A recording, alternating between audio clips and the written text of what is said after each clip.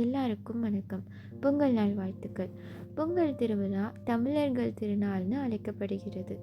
இது விவசாயத்துக்கும் இயற்கைக்கும் நன்றி சொல்கிற ஒரு முக்கியமான விழா. பொங்கல் பண்டிகை இந்தியா முழுவதும் கொண்டாடப்படுகிறது. என்னதான் வெவ்வேறு பெயர்களோட அறியப்பட்டாலும் இது விவசாயிகளோட பண்டிகை தாங்க. பொங்கல் திருநாள் 4 நாட்களுக்கு கொண்டாடப்படும். இதில் முதல் நாள் போகி பண்டிகை.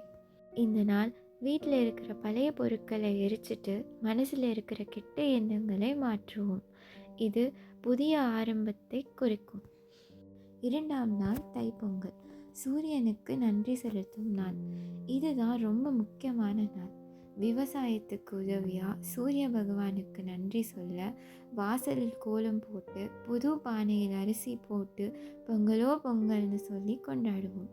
பொங்கல் திருவிழா என்று சொன்னாலே கரும்பு, மஞ்சள் செடி, பானையில் பொங்கும் அரிசி தாங்க ஞாபகம் வரும். இது எல்லாத்துக்கும் மேலே சாணியில் பிள்ளையாரை பிடிச்சி பொட்டு வச்சு சாமிக்கு சக்கரை பொங்கல் படைப்பாங்க. 3ஆம் நாள் மாட்டுப்பொங்கல், கால்நடைகளுக்கு நன்றி செலுத்தும் நாள்.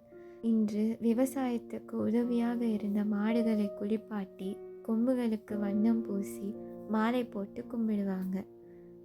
தமிழர்களுடைய வீர விளையாட்டு என்று சொல்லப்படும் ஜல்லிக்கட்டு இன்றுதான் நிறைவேறும். 4ஆவது நாள் தான் காணும் பொங்கல், உறவினர் மற்றும் நண்பர்கள் சந்திக்கும் நாள். எல்லாரும் கூடி சந்தோஷமாக இருக்கிற நாள் தான் இது. பெண்கள் எல்லாரும் காக்கா பொடி கண்ணு பொடின்னு பறவைகளுக்கு சாப்பாடு வைப்பாங்க.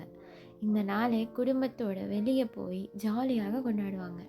இந்த பொங்கலுக்கு உங்கள் வீட்டில் நடந்த ஒரு மறக்க முடியாத விஷயத்தை கமெண்ட்டில் சொல்லுங்கள். இது போல் இன்ட்ரெஸ்டிங்கான விஷயங்களை தெரிஞ்சுக்க நம்ம சேனலுக்கு சப்ஸ்கிரைப் பண்ணுங்கள். எல்லாருக்கும் இனிய பொங்கல் நல்வாழ்த்துக்கள்.